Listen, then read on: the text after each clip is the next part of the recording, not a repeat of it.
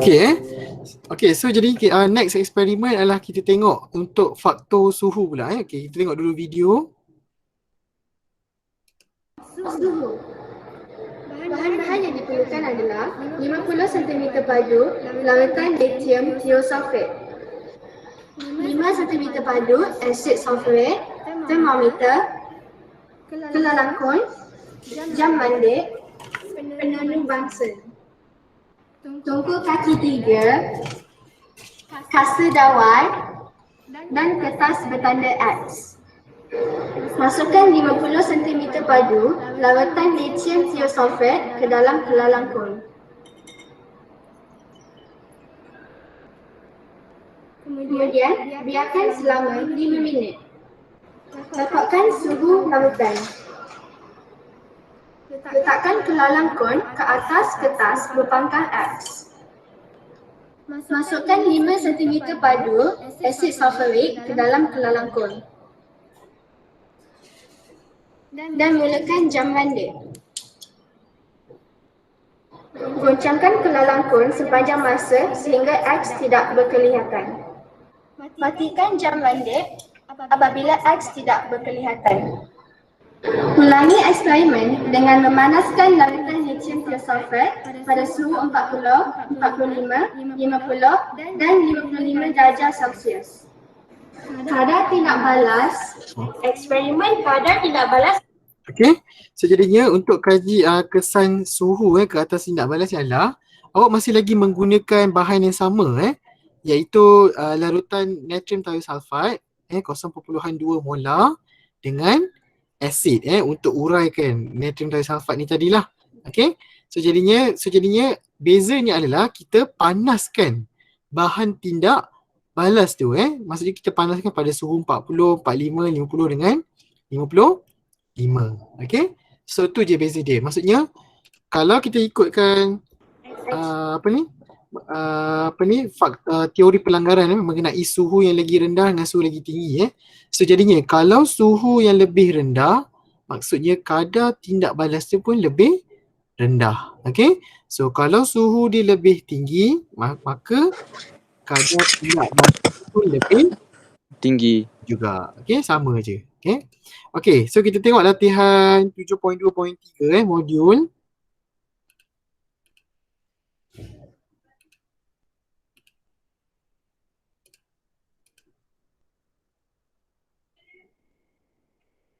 Okey, kita tengok latihan 1 Okey, latihan 1, sekumpulan murid menjalankan 2 set eksperimen untuk kaji bagaimana suhu mempengaruhi kadar tindak balas. So jadual di bawah menunjukkan maklumat tentang bahan tindak balas dan suhu yang digunakan lah.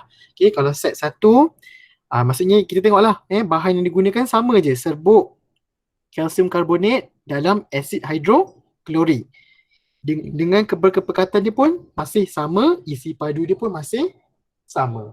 Okey, cuma suhu dia je yang berbeza Okey, now dia minta awak namakan gas yang terbebas dalam tindak balas itu. So jadi kalau tak tahu, tips dia adalah awak tulis dulu persamaan kimia Okey, kita tengok kalsium karbonat. Kalsium karbonat apa formula dia? Kalsium karbonat. Kita nak buat persamaan kimia. So apa formula bagi CaCO3? CaCO3. Campur dengan asid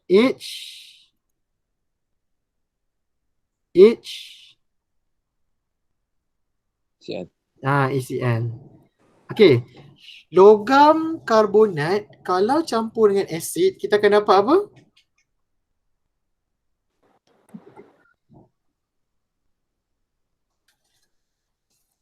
Logam karbonat. Garam. Okey, garam. Lagi? Air. Okey, garam, air dengan hidrogen. CO2. gas CO2 tak ada gas hidrogen gas CO2 Kalau logam sahaja baru gas hidrogen. Kalau logam karbonat, gas karbon dioksida. Okey, apa garam yang terbentuk? Asid hidroklorik dengan kalsium karbonat. CaCl. Kalsium karbonat. ACL. Betul ke? Betul ke CaCl? CaCl2. CaCl2 Okay, air apa formula air?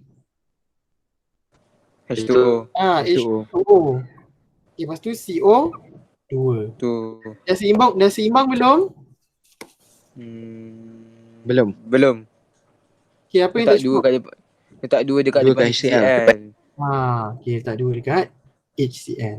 Okay? Okay, ini dah ada persamaan kimia. Okay, next. Namakan gas yang terbebas dan tidak balas itu. Gas apa yang terbebas? Carbon dioxide. Karbon Kalau dia suruh namakan, kalau tulis CO2 jawapan salah kena eja Karbon dioksida. Karbon dioksida. Okey, bagaimanakah anda dapat mengesahkan gas yang dinyatakan DA? Okey, ingat lagi tak ujian gas masa awak belajar waktu form 2 ke form 3 ni? Kalau macam mana kita nak tentukan gas karbon dioksida dan macam mana kalau kita nak tentukan gas hidrogen. Siapa ingat? Apa ujian yang kita gunakan? Kalau gas karbon dioksida kita guna apa? IUG. IUG. Yelah, IUG tu air apa? Air kita sediakan apa? Air suling. Dapur. Sediakan air kapur. Okay, air kapur ni asal dia warna Jernih. yes, jernih. Dia clear jernih. Okay, bila awak lalukan karbon dioksida ni masuk dalam air kapur, Warna dia keruh. yes, air kapur tu terus jadi keruh. Okay, so jadinya jawapan dia alirkan gas itu ke dalam air kapur dan air kapur menjadi keruh.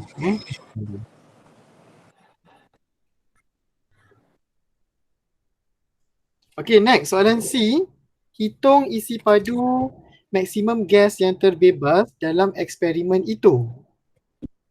Okay, so jadi macam nak buat ni? Ingat tak yang last week? Okay, pertama sekali awak dah tulis dah persamaan kimia yang seimbang. Okay, dah tulis dah. Okay, step yang seterusnya adalah awak akan kirakan apa? Bilangan. Sebab sekarang ni kita nak isi padu gas. Maksudnya kita perlukan nombor apa? Ataupun bilangan apa kita perlukan untuk dapatkan isi padu gas. Kita perlu kirakan bilangan mol. Okay, bilangan mol. Tapi masalahnya kita tak tahu bilangan mol karbon dioksida ni berapa. Maksudnya kita kena dapatkan bilangan mol daripada bahan tindak balas. Okay, dalam soalan ni ada tak dia bagi tentang jisim kalsium karbonat? Ada tak dia bagi? Tak ada. So kalau tak ada, awak kena tengok dekat asid hidroklorik lah. Okay, so jadinya dekat asid hidroklorik, apakah info yang dia bagi dalam soalan? 25 cm padu. 25 cm padu itu adalah isi padu asid. Lepas tu dengan dia punya kemolaran. So jadinya kita gunalah formula N sama dengan Kemolaran. MV bahagi 1000. Okay. So jadinya kemolaran asid berapa? 1000. 2.2. 0.2. 0.2. Okay, so jadinya isi padu bagi asid berapa? Okay, 25 dan awak akan bahagikan dengan 1000. Okay, kirakan ni 0.2 darab 25 dah akan dapat 0.005. okay, 0.005 mol. Okay, ni bilangan mol bagi asid.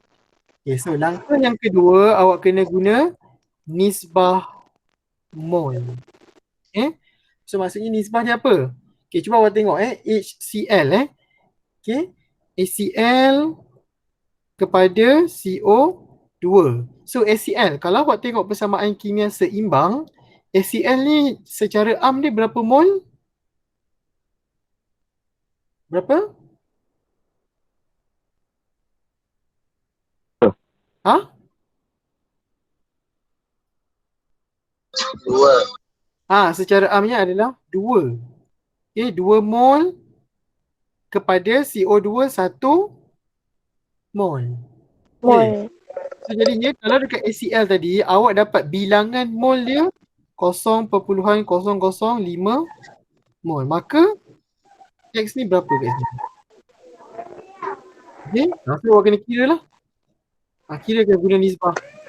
So jadinya 2 per 0.005 sama dengan 1 per X lah. So darat sidang 0.05 maka X berapa? Okay, siapa yang tak tahu nak buat mesti tanya cikgu matematik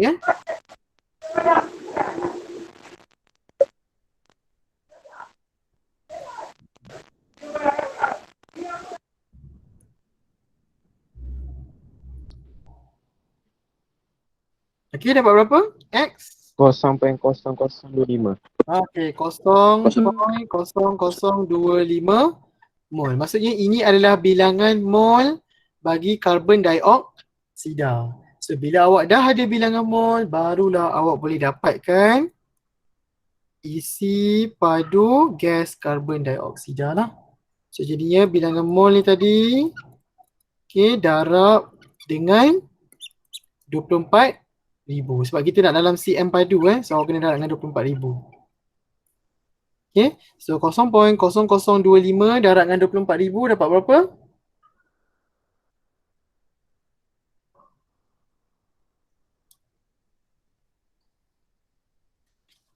RM60. 60. Okay, awak akan dapat 60 cm padu. Okay, ini jawapan dia. Okay, ini jawapan untuk soalan C. Boleh? Okay, cikgu assume semua orang boleh. Boleh. Okay, next. Kita tengok soalan D So, graf di bawah menunjukkan keputusan eksperimen itu. Okay? So, jadinya dekat situ dia dah set bagi awak graf set 1 dengan set 2. So, dia minta awak hitungkan kadar tindak balas purata. Dia nak mention purata pada 40 saat bagi set 1 dengan set 2 Okay, cuba awak tengok set 1 Kalau dia nak purata sampai 40 saat, maka berapa nak bahagi dengan berapa ni? Apa formula nak cari apa ni? Kadar tindak balas purata.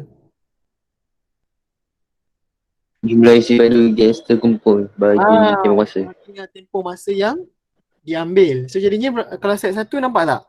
Nampak tak? Dia satu ni dia bergerak, lepas tu dia stop sampai sini. Sebab nak 40 saat. So berapa nak bahagi dengan berapa? 60 bagi 40. 60 cm padu bahagi 40 saat. Okay, berapa ni? 60 bagi 40. 1.5. Okay, jawapan dia 2.5. 1.5. Unit dia? CMS. cm padu. Cm padu per saat. Per saat. Saat negatif 1 Okay. tu. Yeah. Okay, next set 2. Cuba kirakan set 2. Set 2 macam mana? Dia nak dalam masa 40 saat kan? Ni nampak tak? Cuba tengok graf dia. Set 2 dia berhenti sampai sini. Sorry, dia nak 40 saat. 45. Sorry. Dia nak sampai 45 bagi. Ya. Ni. Nampak tengah-tengah ni kan? Okay. 40 45 bagi 40. 5. bahagi dengan 40. 1.125. 1.125. Unit dia? Cerita padu bagi saat per saat negatif 1. cm padu per saat. Ayo.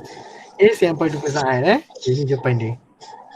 Okay, next. Bandingkan kadar tindak balas antara set 1 dan set 2 dan terangkan jawapan anda berdasarkan teori pelanggaran. Okay. Jadinya kalau kita bandingkan kadar tindak balas set 1 dengan set 2, siapa lagi tinggi? Set 1. Set 1. Okay, set 1 lebih tinggi lah. Okay, so jadinya jawapan dia kadar tindak balas set 1 kadar tindak balas set 1 lebih tinggi daripada set 2. Okey? Sebab apa? Sebab set 1 mempunyai suhu yang lebih Tinggi. tinggi. Tadi eksperimen tadi berapa suhu dia? Kat jadual soalan ni. Ni berapa ni? Set 1 tadi suhu dia berapa? 5? 50. 50. Okey. Lebih tinggi So jadinya pada suhu yang tinggi zarah mempunyai lebih banyak tenaga kinetik dan bergerak lebih laju. Okay. So maka frekuensi pelanggaran antara CaCO3 dengan ion hidrogen menjadi semakin tinggi. Maka frekuensi pelanggaran berkesan juga semakin tinggi dan kadar tindak balas pun lebih tinggi. Okey. Siapa tak apa nanti cikgu uploadkan jawapan ni nanti. Okey, itulah untuk faktor yang ketiga iaitu faktor suhu lah. Okey, so jadinya kita dah tengok kan faktor yang pertama saiz bahan tindak balas, yang kedua kepekatan bahan tindak balas dan yang ketiga suhu bahan tindak balas So nanti hari Khamis ni insya-Allah kita akan tengok kepada faktor mangkin Okey boleh? Okey. Cikgu, Ya.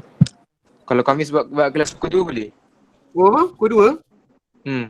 Sebab ni Pukul 2. sebenarnya cikgu memang nak pukul 2 tapi sebab cikgu Nick sebab cikgu Nick minta kat cikgu kalau boleh cubalah buat pukul 3. So jadinya cikgu nak tanya berapa orang dalam grup awak lebih suka pukul 2 ke pukul